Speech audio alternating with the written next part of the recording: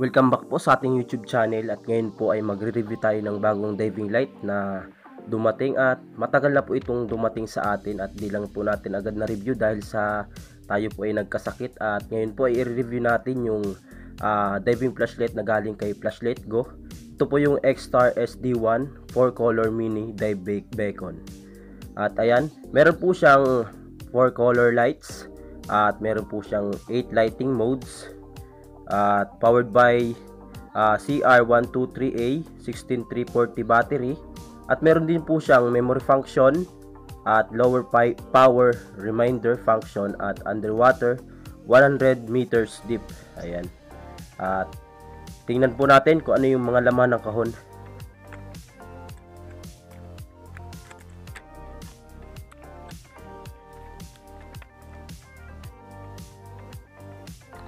At ito na po yung laman ng kanyang kahon at meron po siyang manual, hindi po mawawala itong manual at meron po siyang lanyard at meron din po siyang dalawang reserbang o-rings. Ayan.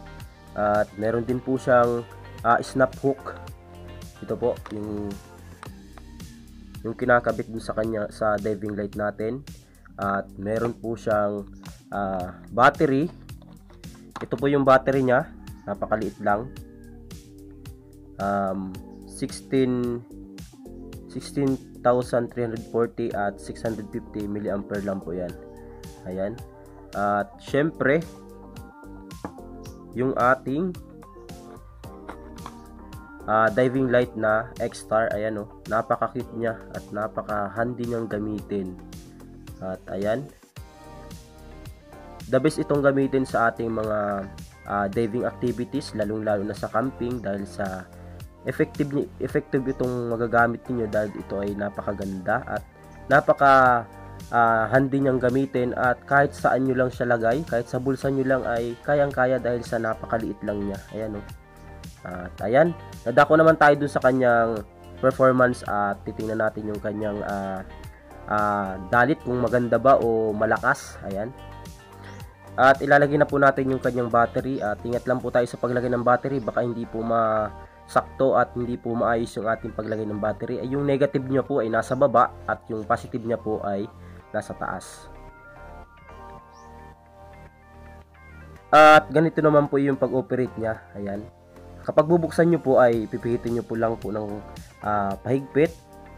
Ayan, bubukas po siya sa kanyang constant. At kapag maglilipat po kayo, iluluwagan nyo po. Tapos sabay higpit po ulit. Ayun, lilipat na po siya sa kanyang flashing. Ayun, napakadali at napaka-friendly niyang gamitin. At yung kanyang white constant ay meron siyang 25 lumens. At kapag sa flashing, ganun din.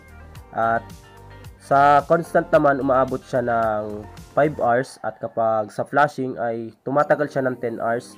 Ganun din po sa green. Meron din po siyang 25 lumens na constant sa green. Tapos dun po sa flashing. At dun sa rest na po ay halos 10 lumens na lang po. Yung dalawa. Yung red at blue. Ayun. At ngayon ay susubukan na natin itong ating mini dive beacon na diving light. At ito yung constant na white niya, tapos yung flashing na white. And then meron din siyang red na constant, tapos yung flashing na red. Ang kasunod nito ay yung kanyang blue na color na constant. Tapos meron din syempre siyang flashing na blue. Ayan. Ayun. At meron din siyang, ang pinakanghuli niya ay yung constant na green. Tapos kanyang flasher na green. Ayan. At ito na, nagamit na natin at medyo nalobat na dahil sa hindi na natin ito na charge. At ang ginamit natin ay yung constant na green.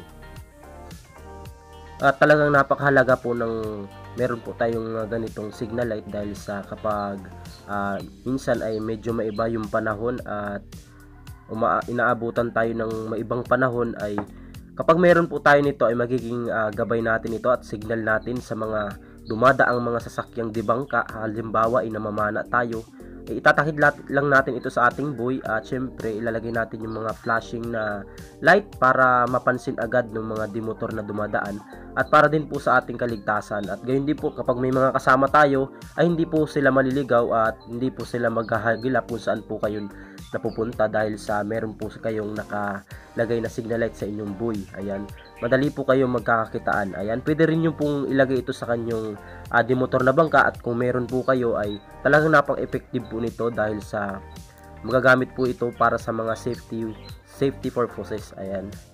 At syempre po ay titestingin po natin ito sa ating pamamana at abang-abang na lang po. At sana ay nagustuhan nyo po yung ating pag-review at ilalagay po namin sa aming description dyan sa baba yung link nito.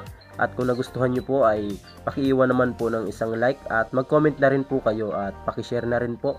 At huwag nyo rin pong kalimutang mag-subscribe sa ating channel nang sa gayon po ay maging updated po kayo sa aming mga video na ilalabas. Ayan, maraming salamat po sa inyong panonood. Sana po ay nagustuhan ninyo yung ating pag-review sa ating bagong diving light na SD1 4-color mini dive beacon. Ayan, maraming salamat po sa inyo.